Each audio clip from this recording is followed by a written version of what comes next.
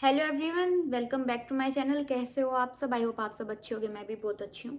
तो कल एक रिपोर्ट आई है कनाडा की, जिससे हमें पता चला है कि 600 स्टूडेंट्स की डेथ हुई है, जो कि इंडियन स्टूडेंट्स हैं, काउंट किए गए हैं। जो दूसरे स्टूडेंट्स हैं दूसरी कंट्रीज़ के, वो मैं नहीं बता रही, मैं सिर्फ इंडियन स्टूडेंट्स की बात कर रही हूँ। 600 बच्चे जो हैं, रिपोर्ट आई है कि उनकी डेथ हुई है पिछले एक साल में। ज़्यादा टाइम नहीं, सिर्फ 2023 की बात बता रही हूँ। 2023 में 600 बच्चों की डेथ हुई है, जिसमें से सबसे ज़्यादा जो मेन रीज़न है वो है सबसे पहला हार्ट अटैक और सेकंड है सुसाइड। सुसाइड यहाँ पे बच्चे अब बहुत ज़्यादा करने लग गए हैं।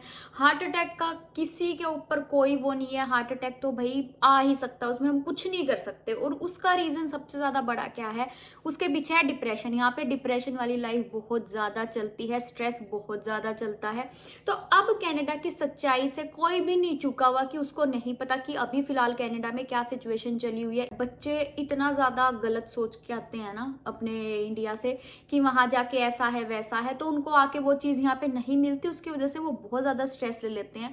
और कुछ होती हैं घर की इतनी ज़्यादा जिम्मेदारियाँ कि माँ बाप कर्जा लेके हमें कनाडा भेजते हैं। उनको ये लगता है कि हमें यहाँ पे आके काम नहीं मिल रहा, हमें 3 महीने खाली बैठे हुए हो गए, 4 महीने, अब हम कर्जा कैसे उतारेंगे अपने माँ बाप का। तो ये सबसे बड़ा मेन रीज़न, सबसे बड़ा फैक्टर है हार्ट अटैक का और स्ट्रेस लेने का सबसे बड़ा कारण। तो इसमें बच्चा घर वालों से भी शेयर नहीं कर सकता कि घर वाले और ज़्यादा टेंशन लेंगे, वो खुद ही अंदर घुटता रहता है। यहाँ पे हम दोस्त भी बना लेंगे, वो भी हमारी मदद नहीं कर पाते। वो खुद अपने मुश्किल से खर्चा चलाते हैं कि हम अपने दोस्त से पैसे ले लें, और कितनी बार ले लेगा। तो इस वजह से वो अंदर ही अंदर घुटना शुरू कर देते हैं। उनको इतनी ज़्यादा टेंशन होने लग जाती है। तो उनके स्ट्रेस की वजह से, मोस्टली यही रिपोर्ट में है कि स्ट्रेस की वजह से बच्चों को इतना ज़्यादा हार्ट अटैक आ रहा है। सुसाइड का ये केस सामने आया है कि बच्चे यहाँ पे आने के बाद गाड़ी लेने की सोचते हैं कि मैं, जैसे अब मैं आती हूँ यहाँ पे, लगा लो मैं नई नई आई हूँ, मैं जिस रूममेट के साथ रह रही हूँ उसके पास गाड़ी है, तो वो बोलेगी रोज कि यार गाड़ी तो होनी चाहिए। अब मेरे मन में भी आ जाएगा कि यार इसके पास गाड़ी है तो मेरे पास भी गाड़ी होनी चाहिए। तो वो ना, हमारे अंदर ऐसी ऐसी चीज़ें, महंगी महंगी चीज़ों का शौक पलना शुरू हो जाता है कि हम चले जाते हैं लेने, हम अपनी गाड़ी ले लेते हैं। लेकिन हमारे पास खर्चे के, स्टूडेंट लाइफ के मुश्किल से निकलते हैं, कॉलेज की फीस देनी होती है, घर के खर्चे निकालने होते हैं, गाड़ी का खर्चा बहुत ज़्यादा हो जाता है कनाडा में। तो वो उस टाइम, लेने के टाइम नहीं सोचता, वो बाद में जब उसको इतना ज़्यादा स्ट्रेस होना शुरू हो जाता है ना कि अब ईएमआई नहीं जा रही इसकी, इंश्योरेंस नहीं जा रहा, हर महीने इंश्योरेंस जाता है, हर महीने इसकी किस्त जाती है, कैसे भरेगा? $1000, कम से कम, मिनिमम मैं $1000 बता रही हूँ आपको, कम से कम भी $1000, 800 से $1000 महीने का लगता ही लगता है अगर आप गाड़ी लेते हो।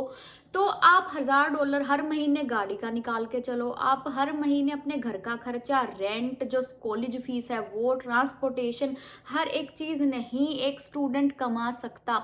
तो वो इतना ज़्यादा स्ट्रेस आउट हो जाता है ना, जब उनको बैंक से फ़ोन आने लग जाते कि आपका तो, आप लोन पे नहीं कर रहे, आप किस्त पे नहीं कर रहे, तो वो इतना ज़्यादा स्ट्रेस आउट हो जाता है, तो वो सुसाइड कर लेता है। कई, बहुत सारे बच्चों के रीज़न सामने आए हैं। एक स्पेशली गाड़ी लेने के रीज़न सामने आए हैं कि एक स्पेशली गाड़ी लेने के लिए उनका लोन पे नहीं कर पाने के चक्कर में बच्चों ने सुसाइड कर ली। यहाँ पे आके जब आपकी कुछ भी लगा लो, कोई भी मिसहैपनिंग हो रही है, डेथ हो जाती है किसी भी रीज़न से, इतनी मुश्किल से आपके मम्मी पापा 20-25 लाख रुपए लगा के तो आपको भेजते हैं, फिर वो आपकी बॉडी मंगाने के लिए 20-25 लाख रुपए वो कहाँ से लेके आएंगे? तो मेरा सिर्फ कहने का मकसद इतना ही है इस वीडियो में कि अगर तो आप आ ही रहे हो कनाडा, इतने सारे, पहले तो आप सब कुछ क्राइटेरिया चेक कर लो कि अब ये रूल चले हुए हैं, इतने ज़्यादा रूल चेंजेस आ चुके हैं, तो क्या अब मेरा कनाडा जाना इस टाइम वर्थ है, या मैं 1 या 2 साल रुक के कनाडा जाने की सोचूं?